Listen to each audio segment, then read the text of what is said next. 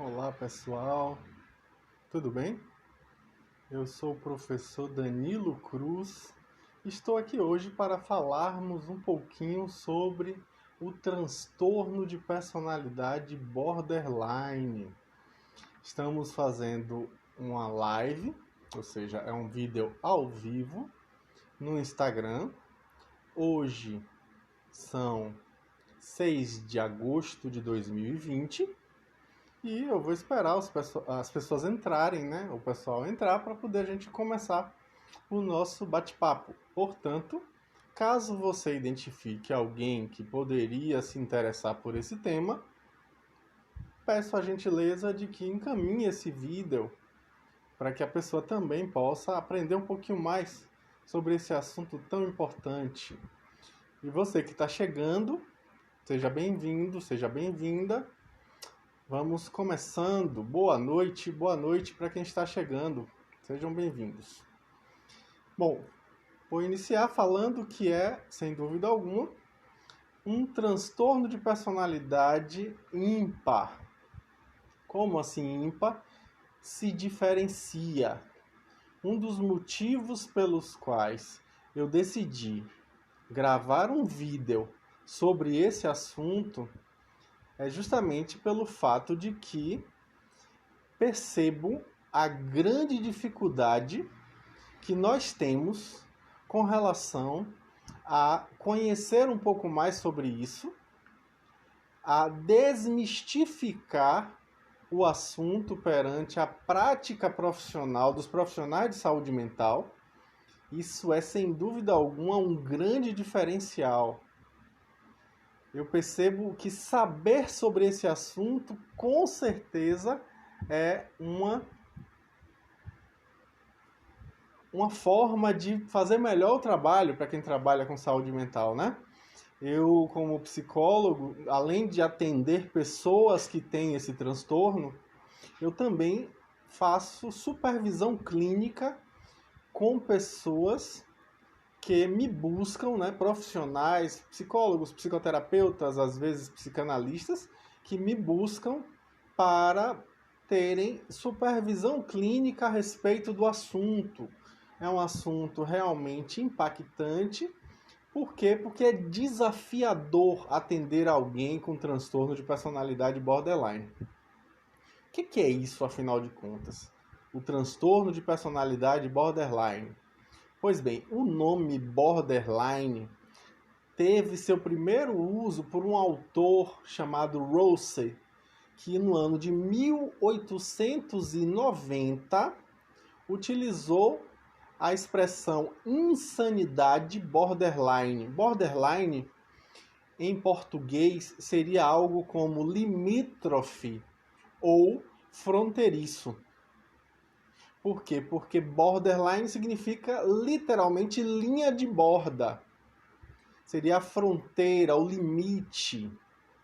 Então seria justamente o transtorno de personalidade limítrofe ou transtorno de personalidade fronteiriça, a depender da tradução que a gente faça. Só que no meio profissional, as pessoas não traduzem, mantêm o termo em inglês.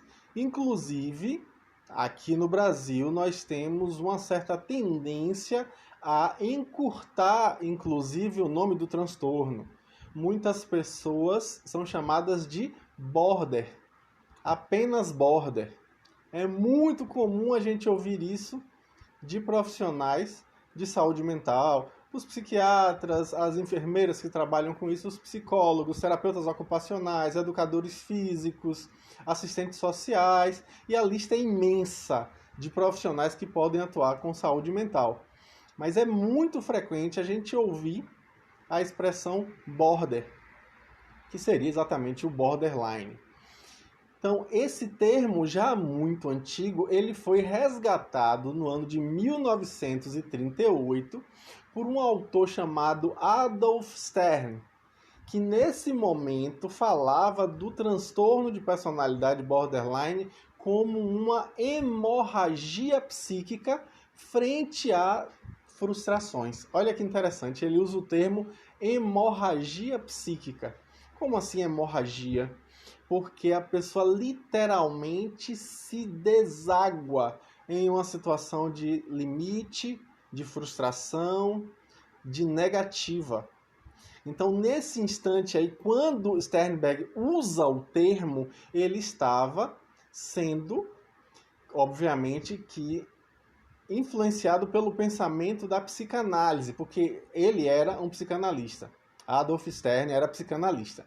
Então, Stern ele usa o termo borderline para poder definir que essas pessoas com esse transtorno de personalidade teriam características mistas, ou seja, elas estariam no limite, na fronteira entre a neurose e a psicose.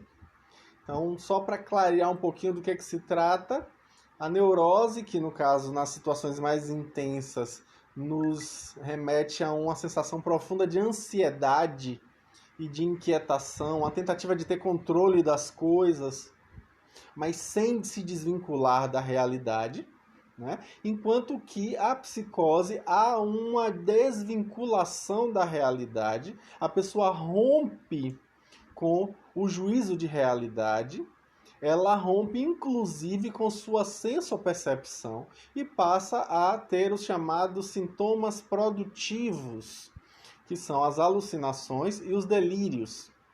Pois bem, na visão de Adolf Stern, o borderline fica no meio do caminho entre neurose e psicose. Só que esse termo, essa terminologia foi caindo em desuso até que na década de 80 nós realmente deixamos de utilizar isso. Antes um pouco, em 74, na verdade, a gente já vê que isso passa a ser questionado em um grande movimento com relação aos profissionais de saúde mental, e eles passam a não mais utilizarem as terminologias neurose e psicose. A palavra neurose, por exemplo, na sua origem significaria um problema de saúde neurológico. Um problema nos nervos, sendo mais exato. E obviamente que neurose não é problema em nervo.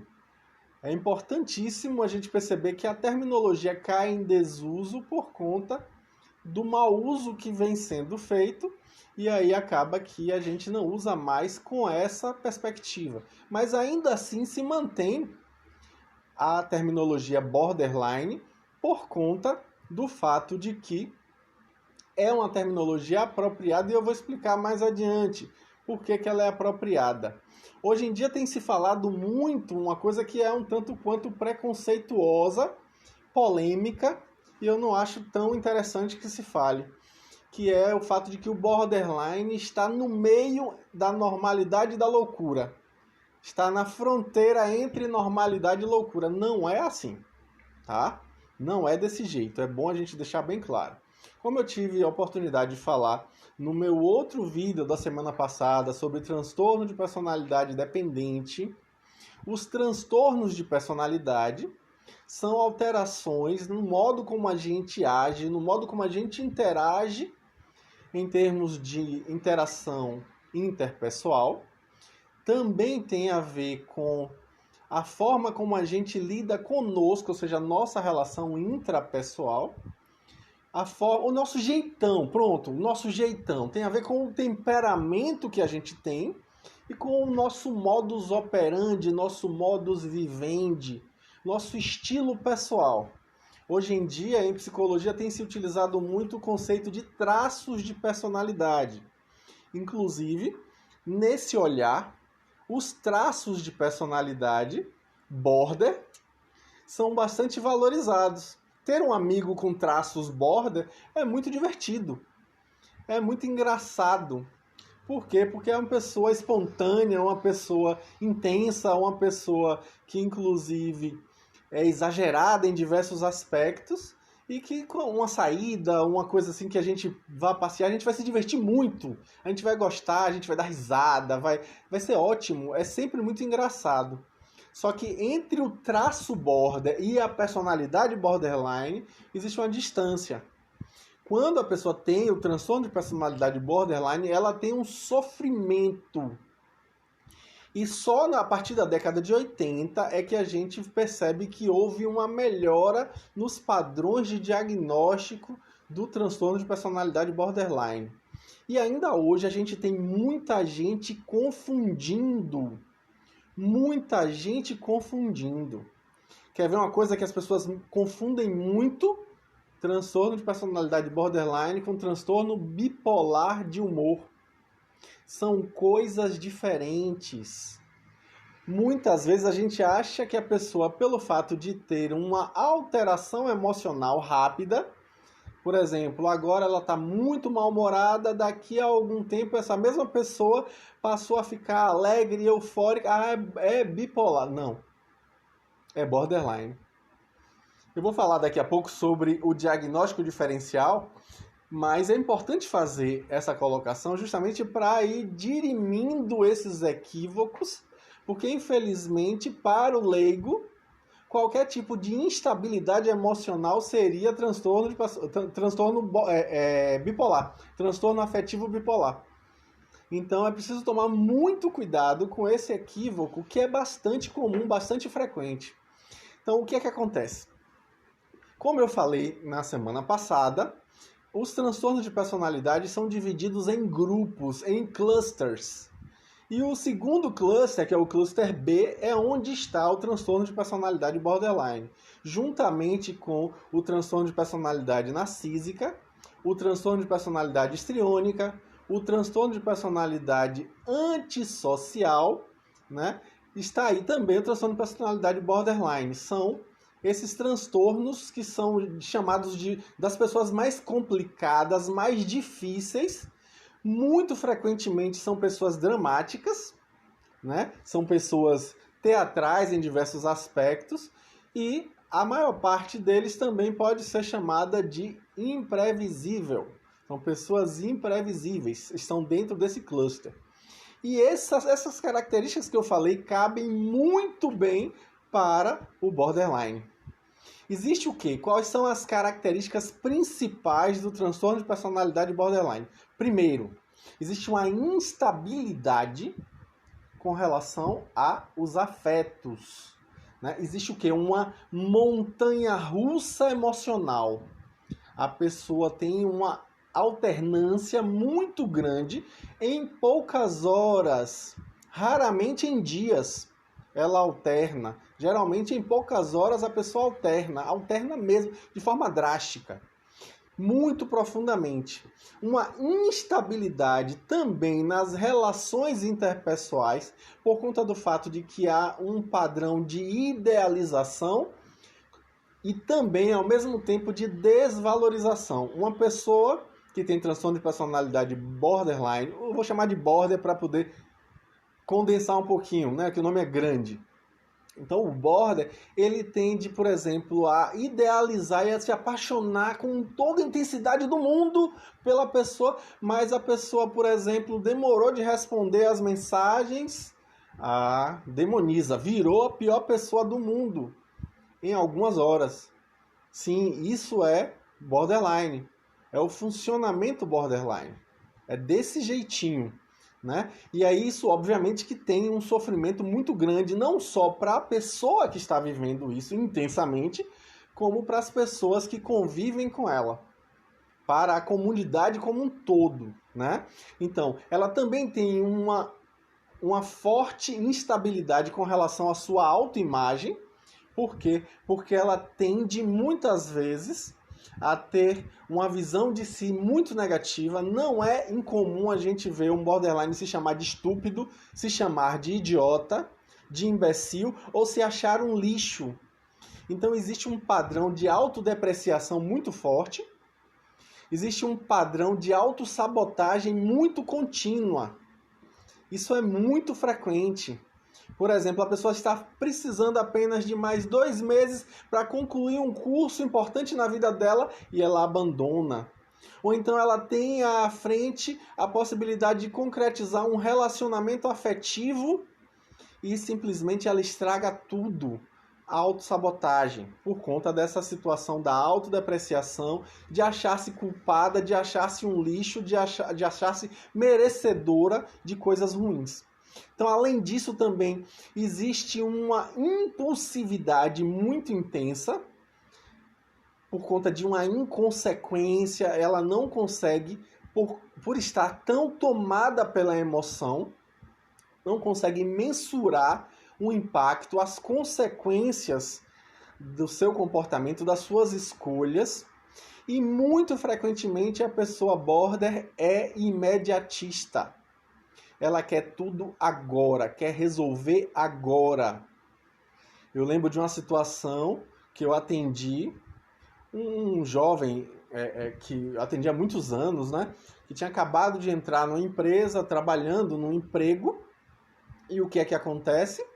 Ela ficou com ciúme dele, achando que ele não estava no trabalho, coisa nenhuma, e foi, a namorada dele, né? Foi para a porta do prédio onde ele trabalhava e fez um escândalo. Resultado, a empresa chamou a polícia, ela foi para a delegacia e ele foi imediatamente demitido. Por quê? Porque é tão intenso que ela quer, porque quer, resolver aquilo na hora. Ela quer testar, ela quer ver se é verdade mesmo, muito intensamente. Eu estou vendo que algumas pessoas estão fazendo alguns questionamentos, algumas perguntas. Eu vou pedir só para segurar um pouquinho, até quando eu concluir essa fala introdutória e a gente volta para poder responder essas perguntas que são muito valorosas. Eu gosto da ideia de que vocês façam. Por favor, interajam. Então, essa impulsividade muitas vezes vem lado a lado com um sentimento profundo de carência e um medo de abandono, medo de rejeição. É muito frequente esse sentimento de carência e medo de abandono. Inclusive, medo irrealístico em muitos casos. Um medo inventado, um medo que simplesmente tem ali falta de base para poder a gente realmente chegar a uma conclusão a respeito daquilo, né? Então, há uma tendência a uma polarização, é tudo 8 ou 80, tudo ou nada, e um maniqueísmo, ou é bom ou é mal, ou eu gosto muito a ponto de amar, ou eu detesto a ponto de odiar e ter rancor e mágoa para o resto da vida. Então, é muito comum a gente ter esse tipo de perfil, né, de intensidade, muita intensidade. Também vamos ver episódios de raiva intermitente, como a efusividade emocional é muito intensa. Qualquer sensação de injustiça vira uma raiva sem tamanho.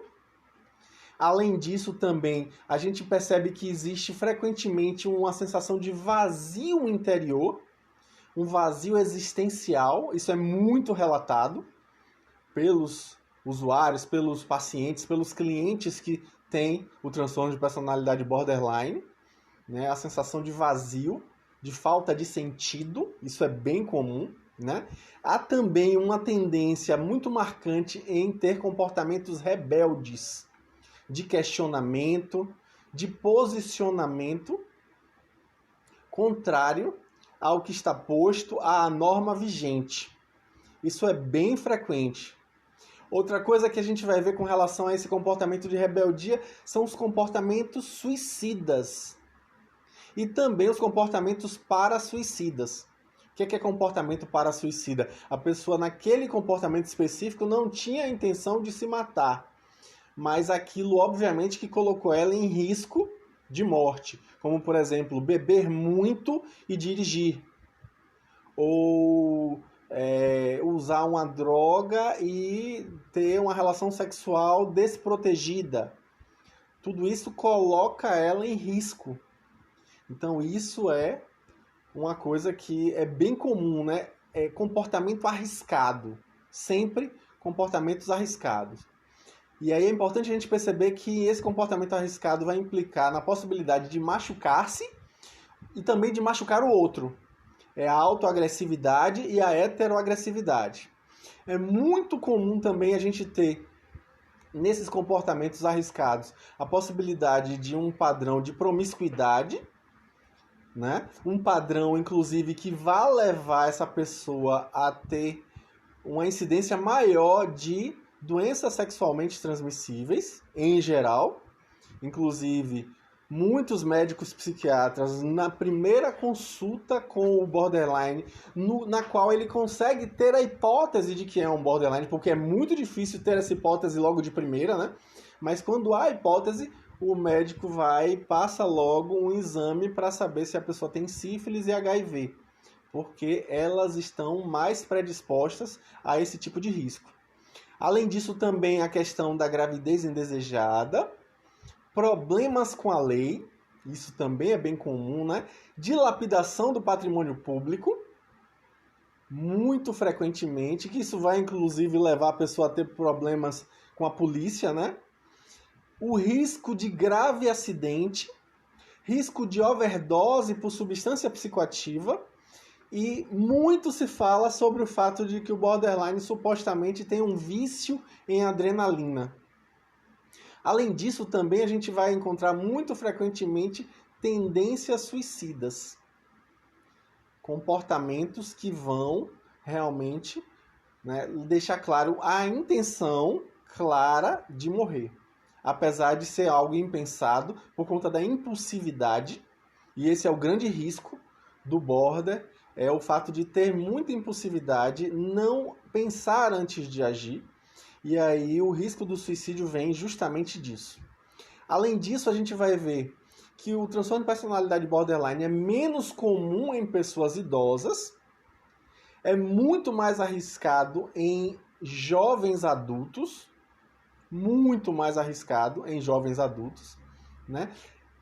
Acomete entre 1,6% e 5,9% da população. Olha que interessante, pode chegar até 6% da população o transtorno de personalidade borderline. Só que na comunidade de pessoas que já tiveram um internamento psiquiátrico na vida, desses, 20% tem transtorno de personalidade borderline. Nas pessoas que são atendidas por médicos psiquiatras em ambulatórios, 10% tem transtorno de personalidade borderline. Isso aí eu estou falando só do borderline, eu não estou nem levando em consideração o fato de que é muito comum que o borderline tenha comorbidades, ou seja, tenha transtornos outros em conjunto com o transtorno borderline. Isso é bem frequente. Há uma estatística da Organização Mundial de Saúde que diz que para cada 3 pessoas, 3 pessoas com transtorno de personalidade borderline, 2 são mulheres. Enquanto que existe uma outra estatística que é próxima a essa, que vai dizer que, na verdade, a cada 4 pessoas, 3 são mulheres. Mas estudos mais recentes nos Estados Unidos vão falar que lá a relação é de 1 para 1. Ou seja, 50% homens, 50% mulheres. Talvez aí a gente também deva levar em consideração o fato de que, infelizmente, temos uma cultura machista que estimula os homens a não buscarem ajuda quando mais necessitam. E aí, isso justificaria o fato de que muitos homens não são diagnosticados. Isso é um risco real. Inclusive um risco muito grande, porque o homem com transtorno de personalidade borderline, ele tende a ter problemas com a lei. Né? Inclusive, muitas pessoas confundem o borderline com o transtorno de personalidade antissocial. E aí tem psiquiatras que colocam de uma forma que eu também concordo em termos empíricos, em termos clínicos, que é o fato de que o borderline meio que é o contrário do antissocial. Enquanto que o antissocial é a razão sem emoção, o borderline é emoção sem razão. Por quê? Porque é impulsivo, ele não pensa, ele vive a emoção com toda a intensidade, com toda a instabilidade. Enquanto que o antissocial, que no caso é como a gente chamaria o psicopata. Pois bem, o psicopata, ele pensa a respeito do que ele vai fazer e ele não sente empatia. Ele não se coloca no lugar do outro. Então isso realmente é um risco.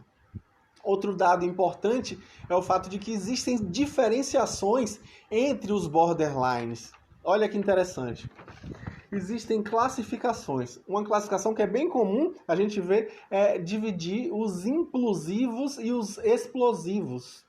Os implosivos tendem a, diante de uma situação de frustração, atacarem a si mesmos. Eles acabam tendo comportamentos parasuicidas ou suicidas. Enquanto que os explosivos atacam o outro, levam risco para o outro, para a vida, para a integridade física, para a imagem pública, o que seja, eles levam para o outro, eles explodem no outro. Então isso é muito comum acontecer. Existem outras classificações que diferenciam também, né? A gente vai encontrar no próprio CID-10, né, que é a Classificação Internacional das Doenças, na sua 10ª edição, existe o tipo de transtorno de personalidade emocionalmente instável, e aí eles subdividem em 2 tipos: a emocionalmente estável impulsiva e a emocionalmente estável borderline propriamente dita. Então existe essa diferenciação. Existem autores também que fazem a diferenciação interessante, né? Como o Randy Kreger, que fala que existe o transtorno de personalidade borderline convencional e o invisível. Como assim invisível? O invisível é aquele que ninguém da convivência dessa pessoa, profissional, acadêmica, sabe que ela tem aquele problema. Porque ela resguarda os seus sintomas para as pessoas íntimas que com ela convivem em casa. São as pessoas que mais sofrem, porque elas descontam, entre aspas, as suas raivas, as suas frustrações nessas pessoas mais íntimas.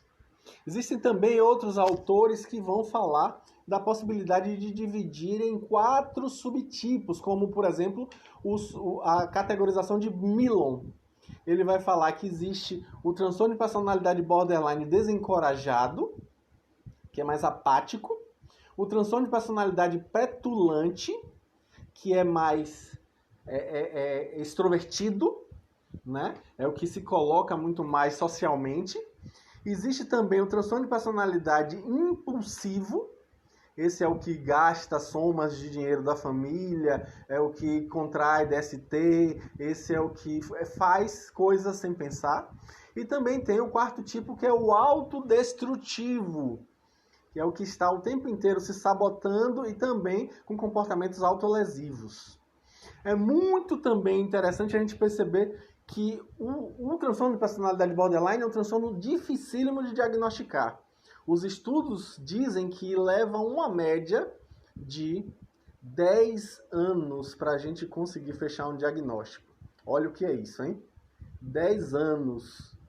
Eu li um estudo mais atual que disse que é entre 3 e 10 anos. Só que aí pense aí, só 3 anos já nesse sofrimento, por tanta instabilidade emocional, por tanta labilidade emocional, nesse sobe e desce dessa montanha russa, 3 anos sofrendo isso, sem saber o que realmente você tem. Então, realmente é muito impactante. É interessante também que tem uma corrente de profissionais médicos que julgam que é importante não dizer para o paciente que ele tem aquilo por medo da rotulação, por medo da vitimização, assim como também por medo da estigmatização. Porque há um estigma, o borderline é estigmatizado no sistema de saúde. Né? Nos centros de saúde mental também eles são estigmatizados. A gente vai ver isso nitidamente. A gente chama muito o borderline de pitiático.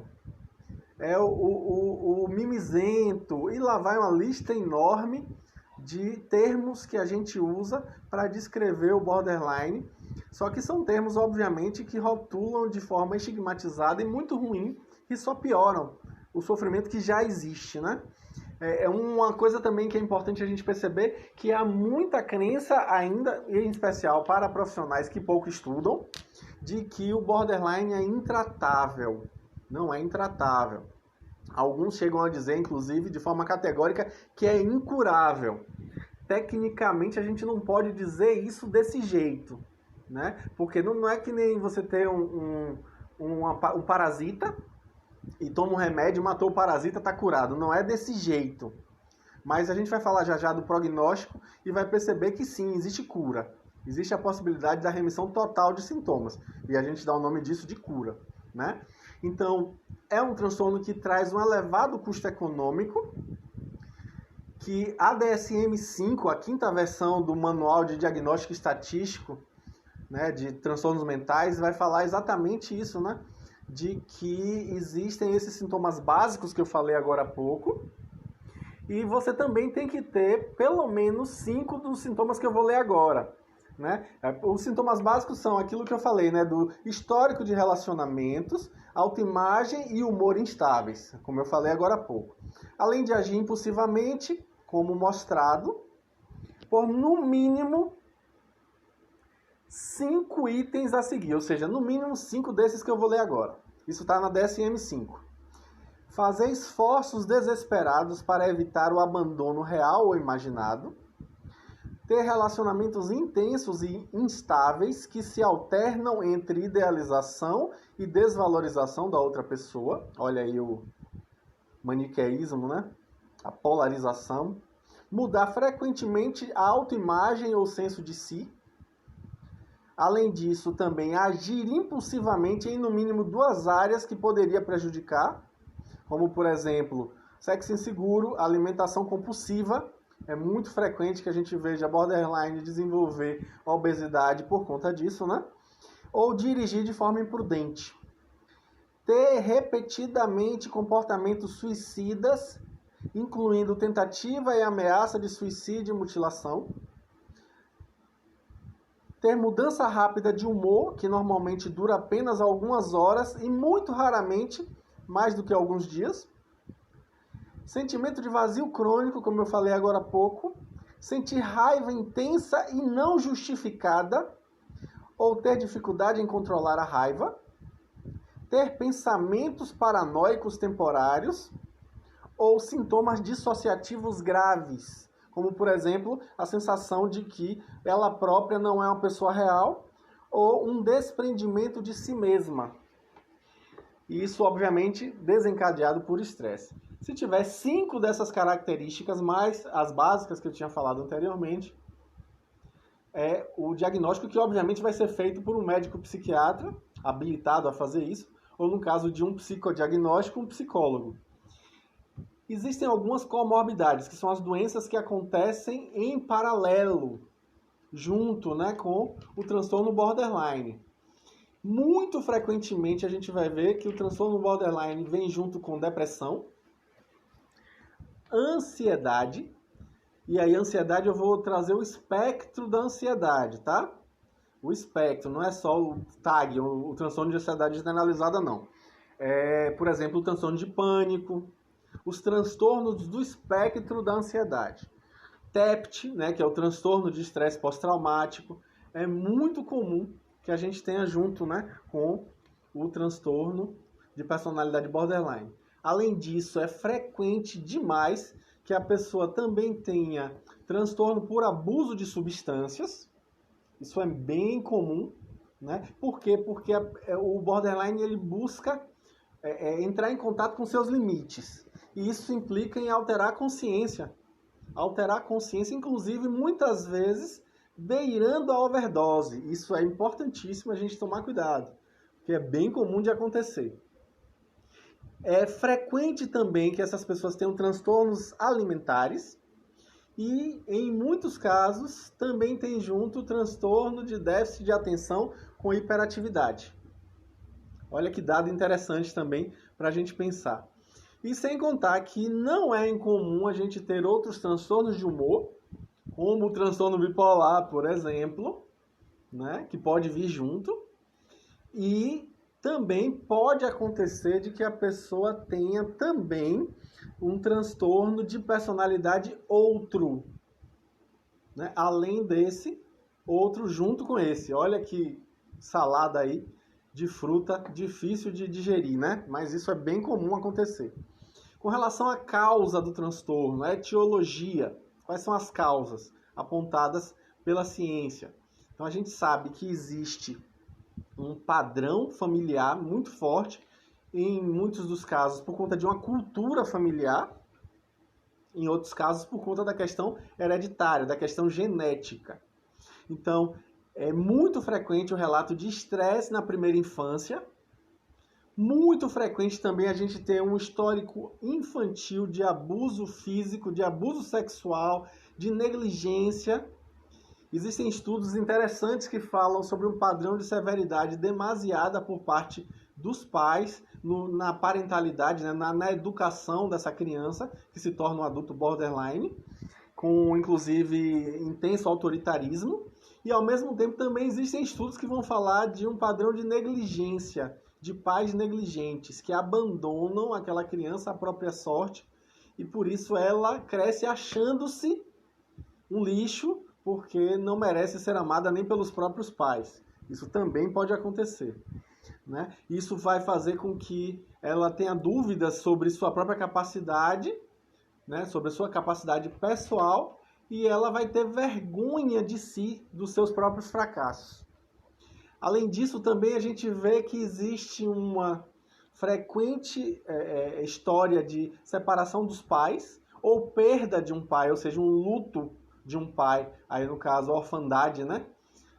É muito frequente. E a tendência genética, gente, é muito forte, né? E isso vai encontrar aí respaldo na questão da tendência genética a ter respostas muito patológicas à situação de estresse. E aí a gente vai ver que parente de primeiro grau que tem a transtorno de personalidade borderline aumenta 5 vezes a chance de que os filhos tenham também. Olha que importante esse dado, hein? Quando tem um parente de primeiro grau, a chance de ter outra pessoa é muito grande, aumenta 5 vezes. E a hereditariedade também é bem mais alta, a herdabilidade é de 65%. Se o seu pai ou sua mãe tem, existe 65% de chance de que você herde isso. Olha que dado importante, né? É comum a gente perceber e encontrar, inclusive, achados com exames de imagem com relação a um distúrbio das funções reguladoras dos sistemas cerebrais, com diversas áreas envolvidas, né? E geralmente essas funções reguladoras de humor, dos afetos, são o sistema límbico. E ali a gente vai encontrar, principalmente no borderline, o córtex orbitofrontal, com um funcionamento muito intenso, mas o tamanho reduzido. Além disso, também temos a amígdala, o hipocampo, né, que são regiões que influenciam muito na sensação de exclusão, de rejeição, né? E isso remete à sensação de abandono. O mau funcionamento dessas áreas remetem a essa sensação de abandono. Além de também existir uma influência forte de alguns neuropeptídeos com relação ao funcionamento borderline. É importante dizer que esses neuropeptídeos não são colocados como uma causa do transtorno, mas sim como um achado em paralelo, né? Aí não se sabe se é a causa ou se é mais um dos efeitos do transtorno. Aí se destacam o cortisol, que é mais alto no paciente com transtorno de personalidade borderline, ele tem mais adrenalina, né? Receptores de dopamina não funcionam tão bem. Os níveis de estrogênio são mais baixos. Olha que interessante, né? Inclusive, alguns médicos estão prescrevendo estrogênio, que é o hormônio feminino, né? Para diminuir a impulsividade de paciente com borderline. Além disso, também existem alguns neurotransmissores como o N-acetilaspartato, a creatina, os glutamatos e a colina. E outro dado também bastante curioso é o fato de que os pacientes com transtorno de personalidade borderline têm baixos níveis de vitamina B12. Olha que dado curioso também, né? Agora a gente chega no prognóstico. O que é que a gente pode esperar do curso da doença? Então, os sintomas, gente, eles diminuem com o passar do tempo na maioria dos pacientes. Olha que importante aí, né? E quando a pessoa tem isso e diminui o sintoma, é muito menos provável que ela tenha uma recidiva, ela volte a ter os sintomas que ela deixou de ter. É muito improvável. O estado funcional não costuma melhorar dramaticamente, demora ao longo de alguns anos para a gente ter alguma melhora, né? É importante perceber que até metade das pessoas com transtorno de personalidade borderline melhora no prazo de 10 anos. É muito comum que quando a pessoa chegue entre 30 e 35 anos, haja uma melhora significativa. E se a pessoa busca ajuda profissional, 75% dessas pessoas que buscam ajuda profissional têm remissão da maior parte dos sintomas entre os 35 e os 40 anos. Olha que dado também importante, né? 15% vão ter uma melhora entre 40 e 50 anos e apenas 10% não têm uma melhora significativa e ou podem cometer suicídio. Isso é importante também colocar, né? Porque os pacientes com borderline frequentemente têm comportamento suicida, têm comportamentos autolesivos. Vou falar mais disso, né? Estão pedindo para falar, já eu falo, Edvânia. Então, o comportamento aí, é importante a gente dizer que quem tem borderline, 10%, a cada 10 pessoas que têm transtorno de personalidade borderline, uma delas se mata. É efetiva a morte, né? Mas é muito frequente que essas pessoas tentem se matar, mesmo que não consigam consumar o ato. Mas 10% conseguem. Então isso é bem importante, né?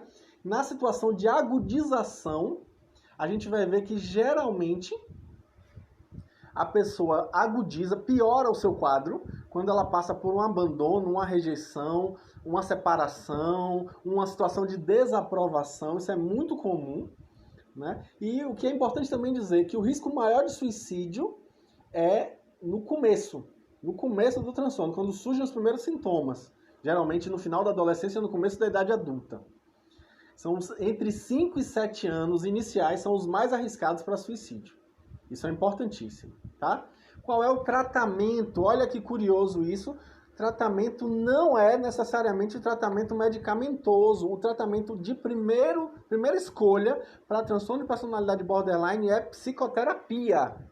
Psicoterapia é o melhor tratamento, né, para transtorno de personalidade borderline. Isso é importante colocar, porque a psicoterapia vai ajudar a pessoa a controlar os impulsos, vai ajudar a pessoa a prevenir o suicídio, prevenir comportamentos para suicidas, vai fazer ela ajudar ela a entender o comportamento dela, vai fazer ela adquirir novas habilidades, fomentando o nível de consciência emocional. Ela vai ter consciência do que ela está sentindo, do que está acontecendo com ela. Ela vai ter também uma possibilidade aí importante de aumentar sua empatia, de se colocar no lugar do outro, né? E aumentar sua eficácia pessoal nos relacionamentos, né? Nos relacionamentos interpessoais.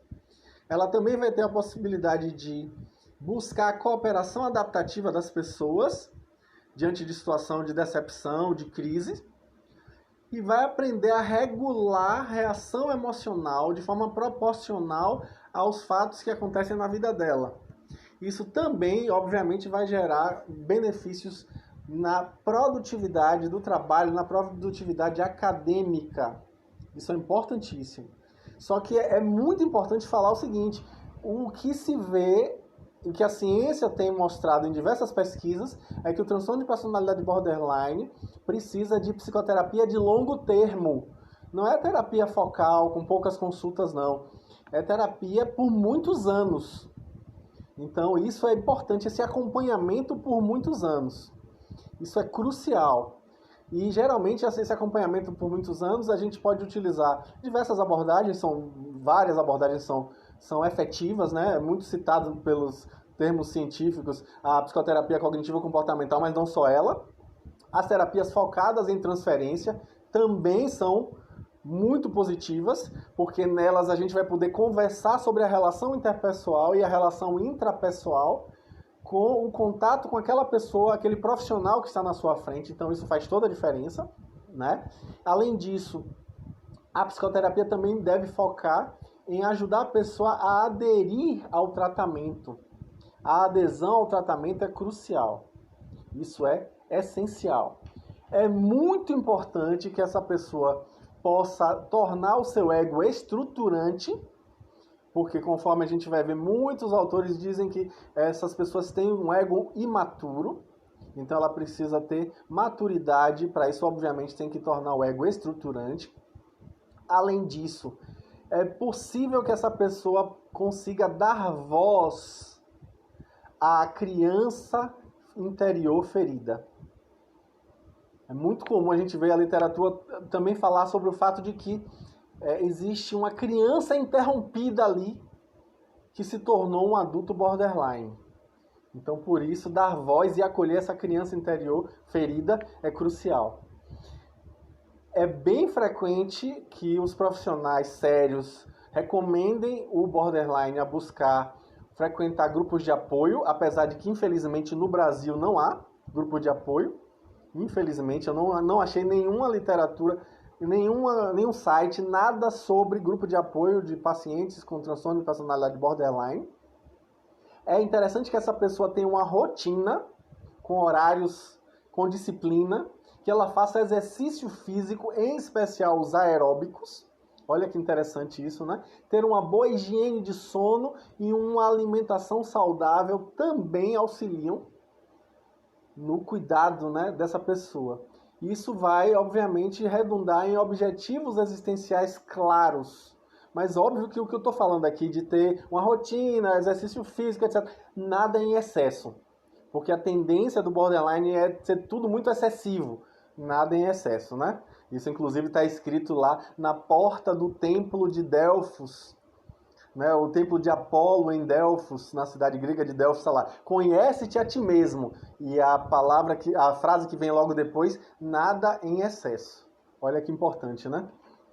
Então, é muito importante que essa pessoa também busque terapia familiar. Os familiares sofrem, às vezes, tanto quanto o paciente, né? Por quê? Porque essas famílias tendem a um comportamento de abandono e superproteção. Então, é preciso centrar isso aí, nem uma coisa nem outra, né? E óbvio que os pais, muitas vezes, se sentem impotentes e sôfregos. Eles relatam muito sofrimento e, por isso, precisam também de cuidado. Medicação só é utilizada para resolver sintomas pontuais, né, sintomas isolados. Muito comum que se use medicação para o transtorno comórbido, para outros transtornos que também tem junto com o borderline, não para o borderline. Mas em alguns casos a gente vai ver que estabilizadores de humor podem ser úteis, né, para ajudar com relação à labilidade, com relação a problemas de impulsividade, problemas interpessoais e raiva. Alguns antipsicóticos atípicos de segunda geração também são usados para conter impulsividade, ansiedade e raiva. Muito comum a gente ver o quê? Que se usa, os psiquiatras usam muito os inibidores seletivos da recaptação de serotonina, que é um tipo específico de antidepressivo que tem um risco menor da pessoa morrer por overdose. Então é preciso cuidar disso aí. E é importante perceber que benzodiazepínicos não são remédios bons para quem tem borderline. Remédio para dormir não deve ser dado a quem tem borderline. Por quê? Primeiro, porque ele tem o risco dele ficar dependente. E segundo, porque ele tem risco de tomar uma overdose e acabar se matando, né? E aí a pessoa vai ter uma complicação aí com relação à parada cardiovascular. Isso é bem importante. É muito importante também dizer que alprazolam não deve ser ministrado a quem tem transtorno de personalidade borderline. Por quê? Porque diminui o controle, do mesmo modo que o álcool, por ser aí um depressor do sistema nervoso central, ele diminui o controle, a sensação de controle. Então a pessoa acaba ficando mais descontrolada do que o normal. E a amitriptilina também não deve ser ministrada porque aumenta a probabilidade de suicídio. Outro tratamento mais recente que tem sido bastante utilizado e alguns estudos bem promissores com relação a isso é o uso da estimulação eletromagnética transcraniana, que é um ímã bem forte, ativando certas áreas do cérebro que vão ajudar justamente no funcionamento do controle da impulsividade. Então, isso também é uma coisa que tem sido utilizada. Aí me perguntam, a prevenção? A prevenção também, olha que interessante. É possível fazer prevenção como políticas públicas. A gente precisa trabalhar com intervenções sociais, como prevenção do abuso infantil, como prevenção da violência doméstica, do abuso de substância nas famílias. Tudo isso pode ajudar a diminuir a ocorrência, obviamente, né? E alguns psicanalistas, como Kernberg, vão falar que é preciso ajudar a criança que passou por um trauma a clarificar psiquicamente a si mesma e o outro, para fazer a diferença entre o si e o outro. Aprender a ter empatia desde cedo, tratamento desde cedo. E é óbvio que qualquer trabalho de prevenção inclui aí a necessidade de um diagnóstico precoce, percebeu traços, já fica atento, isso é importante, e um tratamento precoce também que obviamente que vai trazer grandes benefícios. Eu trouxe uma lista de famosos que eu consegui na internet, mas é óbvio que não dá pra gente fazer psicodiagnóstico a essa distância. Muito cuidado com essas informações. Há que se ter cautela, né, com relação a pessoas que supostamente têm borderline. Eu trouxe aqui uma listinha, mas eu não tenho certeza, eu estou trazendo apenas informações da internet como possibilidades.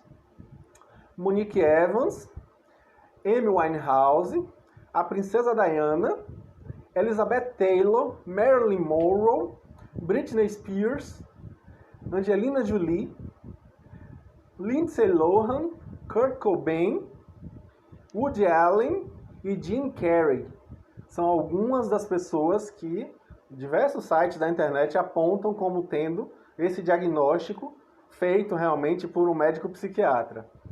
Filmes para se assistir a respeito disso. Tem um que eu gosto muito, que é o filme chamado Dia. É um dos primeiros papéis de Angelina Jolie.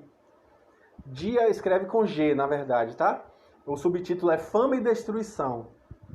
É um filme que tem uma fotografia incrível, que usa muitas portas o tempo inteiro, e é por isso que eu usei no cartaz portas, porque o fato da pessoa estar o tempo inteiro no limite, e aí a porta é um limite, né? Uma porta que ao mesmo tempo que dá o limite para fechar, também abre. E aí a gente vai ver que também tem o filme Atração Fatal, muito bom. Garota Interrompida, novamente com Angelina Jolie, né? E o Winona Ryder, muito interessante. Allure. Tem um filme chamado Borderline, que é um filme de certo modo recente. Geração Prozac. 7 Dias com Marilyn. Mulher Solteira à Procura, também muito bom. Monster, Desejo Assassino. Margot e o Casamento. Bem-vindos ao Meu Mundo. Betty Blue e Jovens Adultos. E livros para se ler a respeito disso, que as pessoas também muitas vezes perguntam. Mentes que Amam Demais, de Ana Beatriz Barbosa Silva. E também Corações Descontrolados, muito interessante esse, também dela. E de Tati Hades, a psicanalista, a gente vê que tem um livro chamado Borderline, A Cura é Possível. E o livro Borderline, A Criança Interrompida, Adulto Borderline. São os livros, o material que a gente vê. É muito importante que alguém que convive com o paciente borderline tenha sempre à mão telefones de emergências psiquiátricas e emergências hospitalares, também, né, UPAs, etc e tal, e o número do CVV, né, o Centro de Valorização da Vida, que no caso é o número 141. Então são dados importantíssimos. Agora eu vou tentar interagir com vocês, apesar de ter muito pouco tempo ainda, né, mas vamos tentar abarcar essas possibilidades de conversar um pouquinho. Deixa eu ver as perguntas que foram feitas. Agradeço mais uma vez, né, a participação de todos. Há sofrimento, Micheline Almeida está colocando aqui, né, que há sofrimento, há sim, muito sofrimento. Deixa eu ver que mais. Ela coloca aqui também a necessidade de se autopromover no discurso contrário ao que se enxerga. De certo modo, há uma autopromoção, mas isso é o diferencial, inclusive. O diagnóstico diferencial, eu não falei disso, né? O bipolar, ele passa semanas no estado depressivo, semanas ou muitos dias no estado eufórico, no estado de mania. Enquanto que o borderline, ele faz a ciclagem no mesmo dia, em poucas horas. A diferença grande é essa. E a diferença do transtorno de personalidade narcísica e transtorno de personalidade histriônica para o borderline é que eles se acham o máximo, enquanto que o borderline varia, ele vai se perceber como o máximo às vezes, mas às vezes como um lixo, como o pior ser humano do mundo, como alguém que deve sentir vergonha de si mesmo. Então isso há uma ciclagem com relação a isso. Então está aí, né, a justificativa. Deixa eu ver o que mais. Aí a Divânia pede para falar sobre automutilação.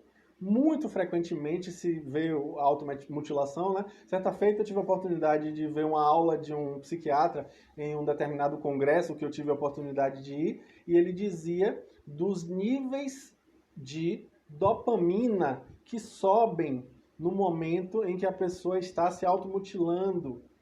E aí isso justifica o comportamento compulsivo, ou seja, repetitivo, de fazer isso várias vezes, numa tentativa de atenuar o vazio existencial. Isso é bem comum, bem frequente, né? Talvez seja um grande traço aí do borderline, um grande diferencial.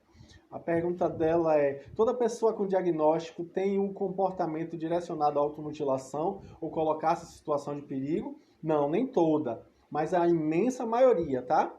Isso é bem frequente mesmo. A Sueli coloca que o borderline tende a enxergar a si e aos outros na base de tudo ou nada, sim. O tempo inteiro, né? No 880.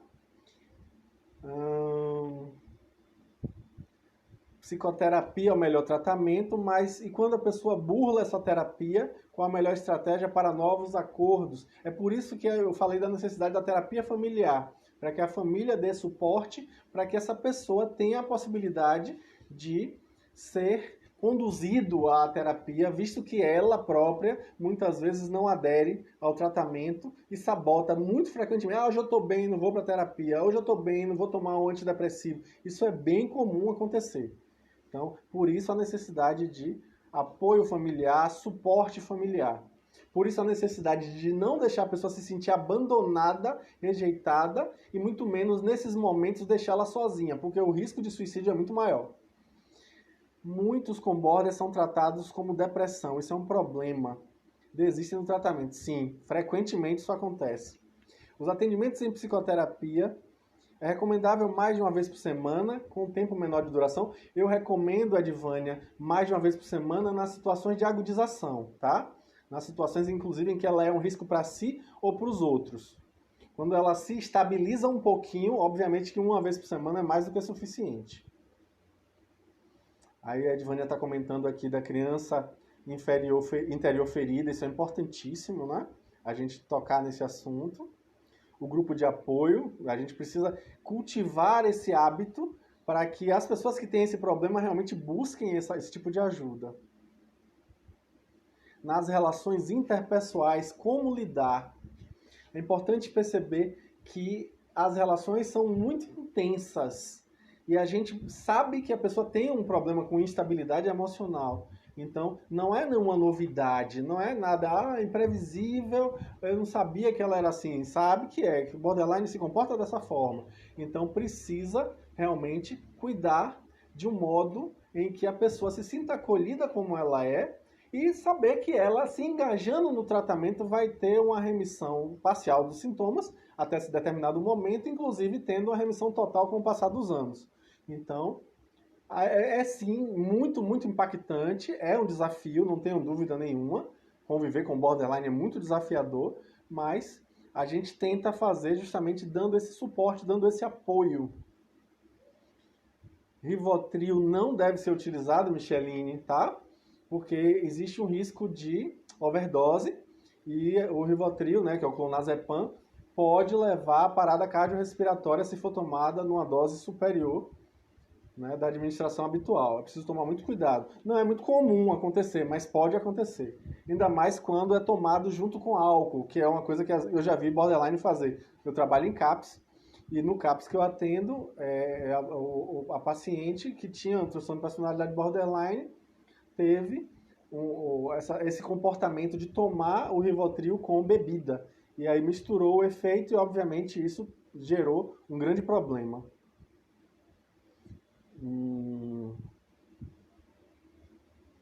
Eu que agradeço vocês pela participação. Opa, já tenho só um pouquinho de tempo, meu Deus do céu. Quem tem pergunta que eu não respondi, me procura, tá? No privado, que eu vou tentar abarcar essas perguntas, que eu tô vendo que ainda tem mais algumas perguntas. Agradeço muito a participação de todos vocês e em breve a gente vai ter um novo, né? Eu tô pensando em fazer agora de transtorno de personalidade antissocial. Aguardem e confiem. Grande abraço. Até a próxima. Tchau, tchau.